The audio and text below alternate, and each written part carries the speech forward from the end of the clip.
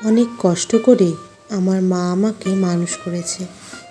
আমার কর্তব্য আমার মাকে শেষ পর্যন্ত যত্ন সহকারে খেয়াল রাখা। কিন্তু ভাগ্য খারাপ হলে যা হয়, বিয়ে হলো এমন পরিবারে যারা আমায় মাকে যত্ন করতে তো দূরে থাক, দেখতে অবধি যেতে দিত না। বাবা আমার যখন 5 বছর বয়স তখন মারা যায় হৃদরোগে। তখন থেকে আমার মা অন্যের বাড়ি রান্না করে আমাকে পড়াশোনা শেখায়। কিন্তু আজ আমি শিক্ষিত হয়েও অশিক্ষিত, কারণ আমার যে কোনো রোজগার নেই। আজকাল টাকা ছাড়া ভালোবাসার কোনো দাম নেই। আমার স্বামীর মুদি দোকান, কিন্তু আমি যদি কখনো বলতাম 1 প্যাকেট বিস্কুট দেবে, আমার মাকে দিতাম। তখন আমার দিকে এমন তাকাতো যে দ্বিতীয়বার আর চাইবার পথ থাকতো না। অথচ আমার শাশুড়ি, সে তো আমার স্বামীর মা, আমি তাকে কোনো কাজ করতে দিতাম না, নিজের মায়ের মতন ভালোবাসতাম। সে বিষয়ে আমার স্বামী অন্ধ, তা কখনো অনুভব করতো না। আমি বুদ্ধি করে বাড়ির কাজের লোক তুলে দিলাম। শাশুড়িকে বললাম, আমি সব কাজ করব, কিন্তু একটা শর্ত। কি? প্রতিদিন যে পেপারগুলো আসে সেই পেপার দিয়ে আমি ঠোঙা তৈরি করব, আর সেই ঠোঙা বিক্রি করে আমি আমার মাকে সাহায্য করব।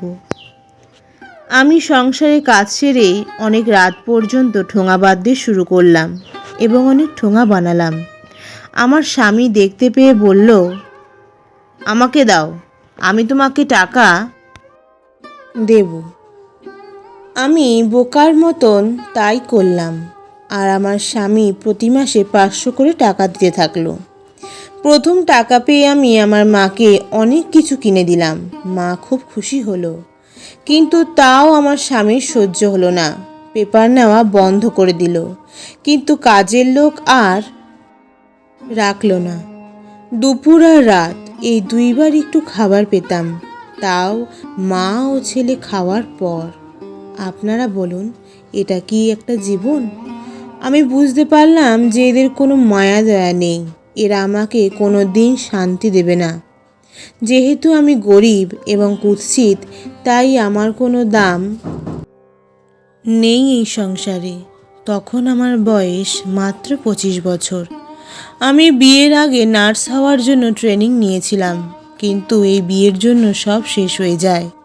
হঠাৎ মনে হলো আর আমি আমার জীবনকে নষ্ট হতে দেব না। মনস্থির করলাম আমি জীবনে অনেক বড় হব। আঘাত না পেলে মানুষ বোঝে না।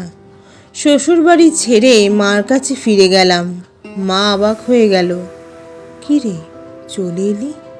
এবার কি হবে? কিছু হবে না মা, তুমি ভেঙে পড়লে আমাকে সাহস কে দেবে? বিয়েই কি সব? তাছাড়া ইচ্ছা থাকলে অনেক কিছু সম্ভব। আমি নার্সের চাকরির ফর্ম ফিল আপ করলাম। ইন্টারভিউ হলো, আর সত্যি স্বপ্নের মতন আমার চাকরি হয়ে গেল। তারপর বাড়ির কাছাকাছি একটা হসপিটালে জয়েন করলাম। আমি ভীষণ খুশি, আর আমার মার কোনো কষ্ট হবে না। আমি গরিব কুৎসিত বলে পিছিয়ে থাকবো না।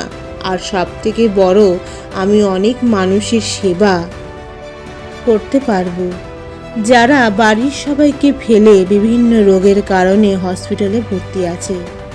কয়েকদিনের মধ্যে আমার কাজের জায়গাকে আমি সংসার করে ফেললাম।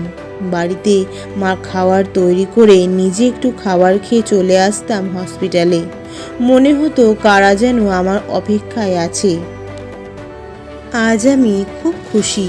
আমি কুৎসিত গরিব হয়েও পরাধীন নই। আর একটা মেয়ে বিয়ে করে যদি তার স্বামীকে নিজের করে না পায় এবং সে যদি কাপুরুষ হয়, তার থেকে বিয়ে না করাই ভালো। আমি আমার জীবনের অভিজ্ঞতা থেকে বলছি। আর একটা কথা, মেয়ে হয়েছে বলে নিজেকে কোনো দিক থেকে ছোট মনে করবে না। জানবে, মাটি না থাকলে বীজ রোপণ হতো না, আর ফলও হতো না। আর যদি বিয়ে করতেই হয়, নিজের পায়ে দাঁড়াও, তারপর বিয়ের সাজে বসো। আজ আমিও আমার মা আর গরিব নই, মানুষ ছিলাম, এখনো মানুষ আছি। বন্ধু সবাই, কুৎসিত গরিব বড়লোক এসব কিছু না, সব থেকে বড় সম্পত্তি হচ্ছে মানুষের শরীর। সেই শরীর যদি ঠিক থাকে তাহলেই সব ঠিক। ধন্যবাদ। গল্প রচনা শ্রীমতী নন্দিতা দাস, কণ্ঠ রিজা দাস। জয়তারা জয়বাম।